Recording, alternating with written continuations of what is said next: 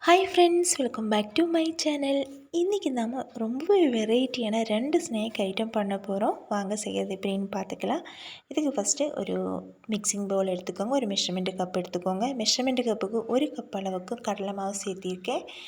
1 teaspoon அளவுக்கு பெரிய வெங்காயம், 1 டீஸ்பூன் அளவுக்கு புதினா தழை, 1/4 ஸ்பூன் சீரகம், 1/2 டீஸ்பூன் அளவுக்கு வரமிளகாய்த்தூள், 1/4 ஸ்பூன் சால்ட்டு, அப்புறம் ஒரு பிஞ்ச் அளவுக்கு பெருங்காயத்தூள் சேர்த்து நம்ம இதையே நல்லா மிக்ஸ் பண்ணி விட்டுடலாம்.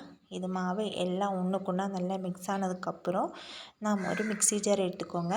மிக்ஸி ஜாருக்குள்ளே நம்ம இந்த மாவை நம்ம போட்டுடலாம். இதையே நாம் கொஞ்சமாக தண்ணி ஊற்றி ஒரு கட்டி பதத்துக்கு நாம் அரைச்சி எடுத்துகிட்டு வர போகிறோம்.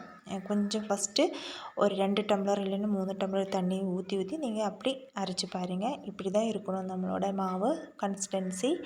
பாருங்கள், ரொம்ப ஃபைன் பேஸ்ட் ஆகணுங்கிறது கிடையாது, ஆனால் திக்னஸ் இந்த அளவுக்கு தான் இருக்கணும். ரொம்ப லூஸும் ரொம்ப கட்டியும் இல்லாமல் ஓரளவுக்கு நமக்கு இருக்கணும். இப்போ அதையும் நாம் வேறொரு பவுலுக்கு மாற்றிட்டோம். இப்போது அது அங்கே ஓரமாக இருக்கட்டும். இப்போ நான் சப்பாத்தி எடுத்துட்டோம். நாம் வீட்டில் எப்போவுமே செய்கிற ஒரு ஐட்டம் தான் இது. கொஞ்சம் மீதியானால் நம்ம இந்த மாதிரி ஈவினிங் ஸ்நாக்ஸாக நம்ம பண்ணி எடுத்துடலாம்.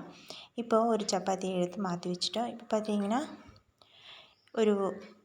ஒரு பாத்திரம் இல்லை அடப்பு ஏதோ ஒன்று பார்த்திங்கன்னா அந்த சைடு ஓரம் கொஞ்சம் இந்த மாதிரி இருக்கிற மாதிரி நீங்கள் பார்த்து எடுத்துக்கோங்க. கட் பண்ணும்போது வர மாதிரி இருக்கிற பாத்திரமாக நீங்கள் பார்த்து எடுத்துக்கோங்க. இப்போ அதே ஒரு ரவுண்ட் ஷேப்புக்கு நாம் கட் பண்ணி எடுத்துகிட்டு போகிறோம். கொஞ்சம் உரம் இருக்கிற பாத்திரமாக நீங்கள் எடுத்துக்கோங்க. ரொம்ப அழுத்தி ப்ரெஸ் பண்ணிவிட்டு நம்ம கட் பண்ணி எடுத்துடலாம் ரவுண்ட் ஷேப்புக்கு. இப்போ இதையும் எடுத்துட்டோம். இப்போ நம்ம அந்த குழம்பு ஊற்றுற அந்த இது வச்சு பண்ணி பார்க்கலாம். இது டக்குன்னு எனக்கு வந்துடுச்சு. ரொம்ப உரமாக இருந்துச்சு அந்த சைடு ஓரமெல்லாம். அந்த மாதிரி நீங்கள் பார்த்து எடுத்துக்கோங்க. அப்போ உங்களுக்கு டக்குன்னு வந்துடும். இப்போது இது எல்லாமே ரெடி ஆயிடுச்சு. இதெல்லாம் நம்ம அப்படியே வச்சிடலாம். இப்போ இதையே தூக்கி போட வேண்டாம். இதையும் நம்ம ஒரு பாத்திரத்துக்கு மாற்றி நம்ம ஓரமாக வச்சிடலாம். அது நமக்கு தேவைப்படும்.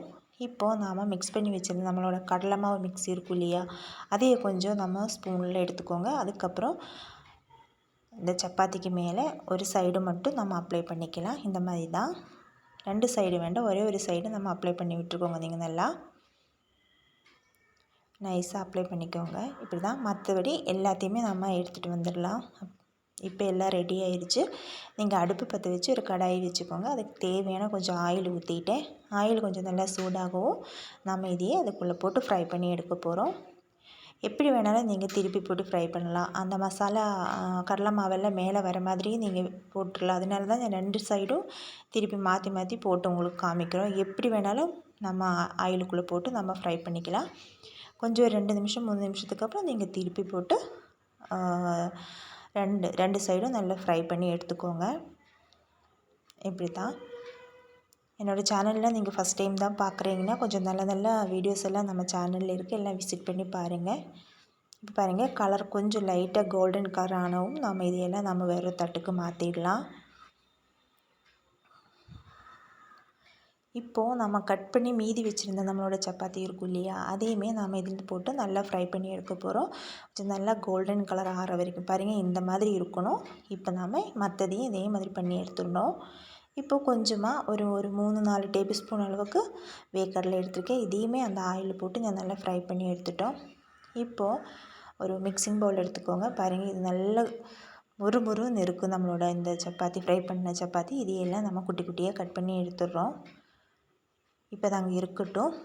இது கூடயே கொஞ்சம் நம்ம ஃப்ரை பண்ணி வச்சுருக்க நம்ம வேர்க்கடலை சேர்த்திட்டோம்.